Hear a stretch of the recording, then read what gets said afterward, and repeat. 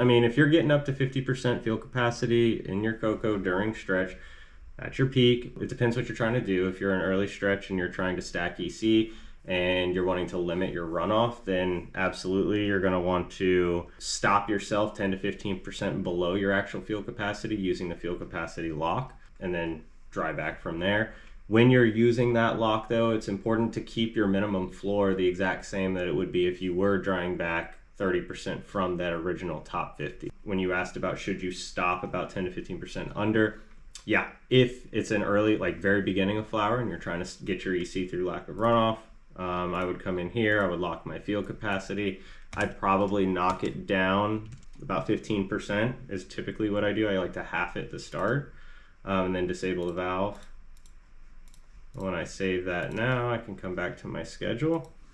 And this is exactly what you would run for a limited amount of time until you started to see tip burn in your plants. I still have the same bottom floor that I had when I was going all the way up for a full 30% from this 50. This never changes. The only change that's going to happen is we're just going to work up from here. And basically it's going to allow you to run this exact same schedule that you had up into a certain point, which in your case would be 15% up, if that's what you were going to do. So you would go from 20 to 35%, dry back, and then rinse and repeat and run this for a set period of time. And while you're running this, you're not going to push any runoff. So it's important to pay attention to that and how long this is going for. But once that's done, then you just remove this lock right here. Because basically you run that strategy until you start to get tip burn. And once your EC is up to a point where it's starting to burn your plants, you don't want to let it continue to rise. You want to start bringing it down some. And that's when you remove that, you're now adding these P1s back in. You're going to start irrigating about 10 or so percent runoff from these final couple P1 shots as you get near your field capacity again. And that should be enough runoff to kind of hold down your EC from continuing to rise and just flatline it over the top. EC stacking is as simple as not pushing runoff. So we know that when we irrigate within a 8 to 10% window of our field capacity line, we are at risk of pushing runoff. So if at any point you need to get it up, just make sure you're, like you said, you're outside of this range. If I've got a young plant in there and it can only drink like 12% or 10% or something throughout the whole day after I irrigate it, I'll actually lower this down where I only work up roughly what it can drink or maybe slightly over. So I would actually bring this down from 20 to 30%.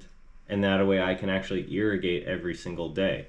The plant is still getting the same drought stress that it would be if I was doing a full 30% dry back, because I'm staying in the lower window of where I would normally get to. That allows for a lot of volume of that substrate to be taken up by oxygen and air rather than water. So I gain the benefits of the drought stress at that time. I'm still going a very long period of time during the day without water, which is great. And it's also allowing those roots to really go out and search and build their mass up. And as my plant starts to drink, it gets bigger and bigger and bigger over the course of, let's just say, a week that I run this. I can actually shift this and just rise it up with the plant. So as say like day 1, it could drink 12%, and by day 5, it's drinking 17%, in that time. All I have to do is just shift what that target is, and go from 35, and now maybe I'm up at 40. And because my plant got bigger and can drink more. Now it looks a little bit different. Now I'm able to get up to here. And I'm basically scaling this graph right here along with what my plant can handle.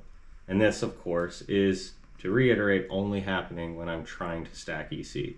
The moment I'm done with that and I've got my EC where I want it, I get out of this cycle. Because if you continue to run this the whole time, you're going to have a problem.